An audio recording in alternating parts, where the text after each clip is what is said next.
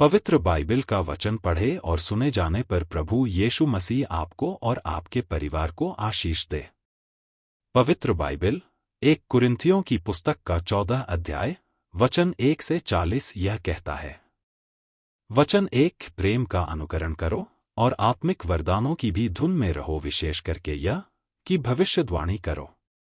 वचन 2 क्योंकि जो अन्य भाषा में बातें करता है वह मनुष्यों से नहीं परंतु परमेश्वर से बातें करता है, इसलिए कि उसकी कोई नहीं समझता, क्योंकि वह भेद की बातें आत्मा में होकर बोलता है।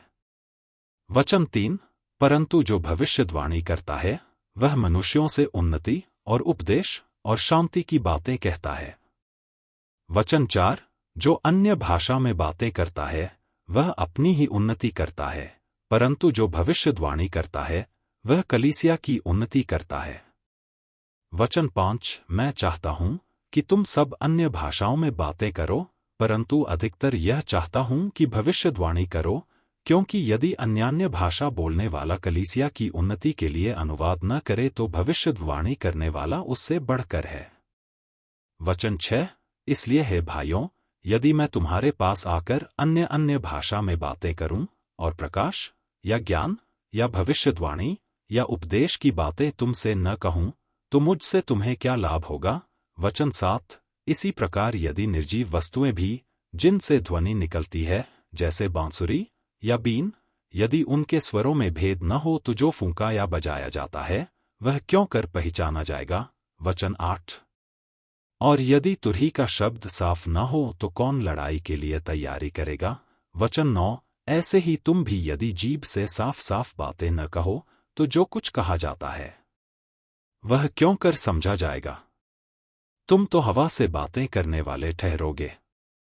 वचन 10 जगत में कितने ही प्रकार की भाषाएं क्यों न हों, परंतु उनमें से कोई भी बिना अर्थ की न होगी। वचन 11 इसलिए यदि मैं किसी भाषा का अर्थ न समझूं तो बोलने वाले की दृष्टि में परदेशी ठहरूंगा और बोलने वाला मेरे दृष्टि में परदेशी ठहरेगा। वचन 12 इसलिए तुम भी जब आत्मिक वरदानों की धुन में हो तो ऐसा प्रयत्न करो कि तुम्हारे वरदानों की उन्नति से कलीसिया की उन्नति हो। वचन 13 इस कारण जो अन्य भाषा बोले तो वह प्रार्थना करे कि उसका अनुवाद भी कर सके। वचन 14 इसलिए यदि मैं अन्य भाषा में प्रार्थना करूं तो मेरी आत्मा प्रार्थना करती है परंतु मेरी बुद्धि काम नहीं देती। वचन 15 सो क्या करना चाहिए, मैं आत्मा से भी प्रार्थना करूंगा और बुद्धि से भी प्रार्थना करूंगा, मैं आत्मा से गाऊंगा और बुद्धि से भी गाऊंगा। वचन 16 नहीं तो यदि तू आत्मा ही से धन्यवाद करेगा तो फिर अज्ञानी तेरे धन्यवाद पर आमीन क्यों कर कहेगा, इसलिए कि वह तो नहीं जानता कि तू क्या कहता है। वचन 17 तू तो भली भांति से धन्यवाद करता है परंतु दूसरे की उन्नति नहीं होती। वचन 18 मैं अपने परमेश्वर का धन्यवाद करता हूं कि मैं तुम सबसे अधिक अन्य अन्य भाषा में बोलता हूं। वचन 19 परंतु कलीसिया में अन्य भाषा में 10,000 बातें कहने से यह मुझे और भी अच्छा जान पड़ता है कि औरों के सिखाने के लिए बुद्धि से 5 ही बातें कहूं। वचन 20 हे भाइयों, तुम समझ में बालक न बनो तो भी बुराई में तो बालक रहो परंतु समझ में सियाने बनो। वचन 21 व्यवस्था में लिखा है कि प्रभु कहता है मैं अन्य भाषा बोलने वालों के द्वारा और पराए मुख के द्वारा इन लोगों से बात करूंगा तो भी वे मेरी न सुनेंगे। वचन 22 इसलिए अन्य अन्य भाषाएं विश्वासियों के लिए नहीं परंतु अविश्वासियों के लिए चिन्ह है और भविष्यद्वाणी अविश्वासियों के लिए नहीं परंतु विश्वासियों के लिए चिन्ह है। वचन 23 सो यदि कलीसिया एक जगह इकट्ठी हो और सब के सब अन्य अन्य भाषा बोलें और अनपढ़े या अविश्वासी लोग भीतर आ जाएं तो क्या वे तुम्हें पागल ना कहेंगे। वचन 24 परंतु यदि सब भविष्यद्वाणी करने लगें और कोई अविश्वासी या अनपढ़ा मनुष्य भीतर आ जाए तो सब उसे दोषी ठहरा देंगे और परख लेंगे।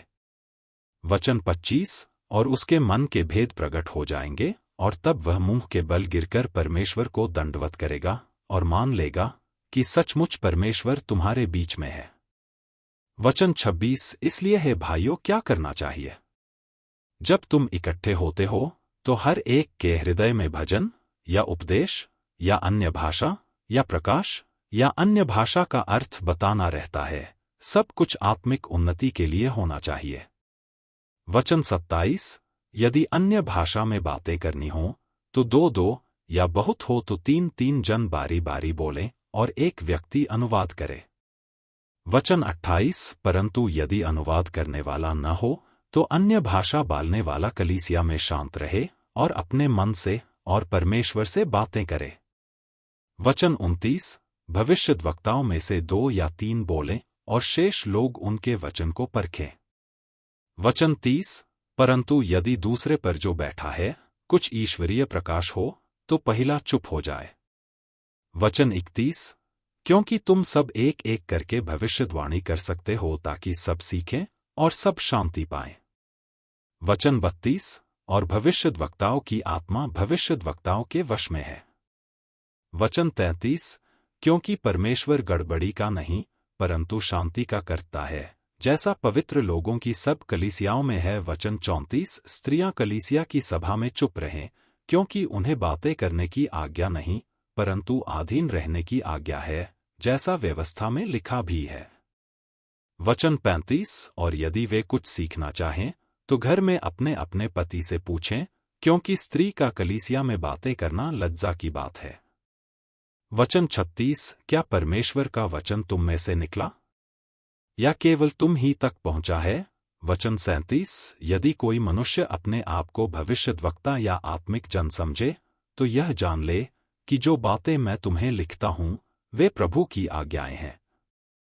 वचन 38, परंतु यदि कोई न जाने तो न जाने। वचन 39, सो हे भाइयों, भविष्यद्वाणी करने की धुन में रहो और अन्य भाषा बोलने से मना न करो।